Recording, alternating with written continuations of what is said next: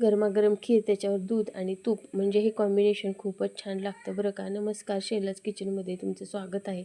आमच्या लहानपणी तर आमच्या गावामध्ये महादेवाची यात्रा असते तेव्हा हा प्रसाद बनवला जायचा.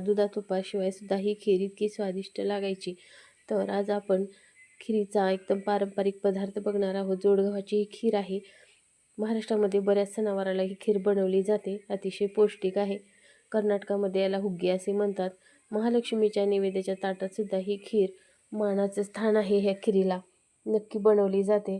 तर करायला अतिशय सोपी आहे, खायला स्वादिष्ट आणि तितकीच पौष्टिक. तर अशी ही खीर मी श्रावण महिन्यामध्ये 1-2 वेळा तरी नक्की बनवते. करायला ह्याच्यामध्ये काही जास्त माल मसाला घालायचा नाही. चवीनुसार इथे मी गूळ घातलेला आहे, वाटून घेतलेली बडीशेप आणि ओलं खोबरं, बास इतकंच टाकायचं, तरीसुद्धा इतकी स्वादिष्ट लागते ही खीर. तर तुम्हाला ही खीर आवडते का? तुम्ही खीर नक्की करून खात जा. अतिशय पौष्टिक आहे. मुलांनाही याची सवय व्हायला पाहिजे म्हणून अधूनमधून असे आपले पारंपरिक पदार्थ आपण बनवले पाहिजेत. तर आजचा हा व्हिडिओ आवडला असेल, आजची खिरीची रेसिपी आवडली असेल तर आपल्या चॅनलला लाईक, शेअर आणि सबस्क्राईब करा. थँक्यू.